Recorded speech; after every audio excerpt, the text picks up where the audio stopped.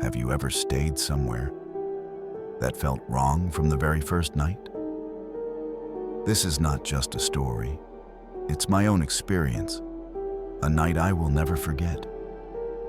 A night inside a house that should have never been rented out. It was late November when I booked a house on the outskirts of a small town. The listing looked perfect, spacious, quiet, cheap. Almost too cheap. When I arrived, the host was oddly distant. She handed me the keys without saying much. But as I dragged my suitcase inside, I noticed something strange. The second floor windows were covered from the inside. The house smelled faintly of damp wood. And something else. Metallic, like rust. I brushed it off and tried to settle in. That night, while lying in bed, I heard it. Footsteps. Slow, heavy, coming from above me. But the host had told me the attic was sealed. No one was supposed to be there. The next morning, I asked the host about it. She froze. Then, with a forced smile, she said, "Old pipes. Don't worry about it."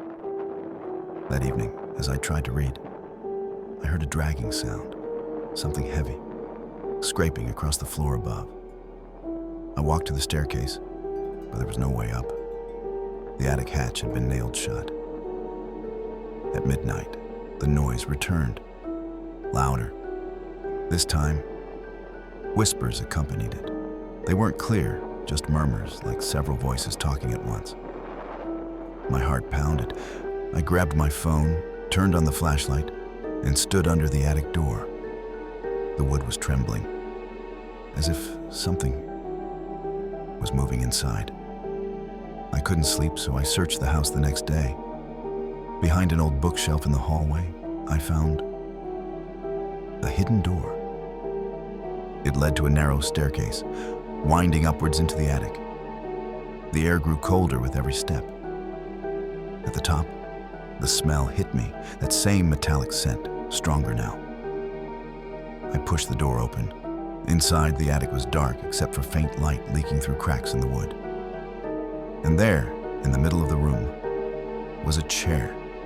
Chained to the chair was a shape. Human, but not alive. The skin was pale, almost gray. Eyes wide open, mouth frozen in a silent scream. Around the figure, old tape recorders sat stacked. Each one clicked, played whispers, then stopped. I stumbled back, nearly tripping.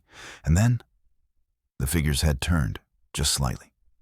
Toward me, I ran, down the stairs, out the front door, my legs shaking so badly I could barely stand.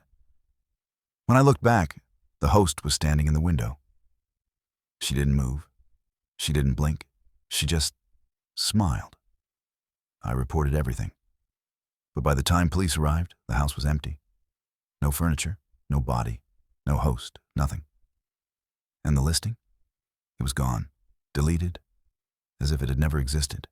Even now, when I close my eyes at night, I hear those footsteps. And sometimes, when it's very quiet, I still hear the whispers. If you ever book a stay, and it feels too cheap to be true, maybe ask yourself why.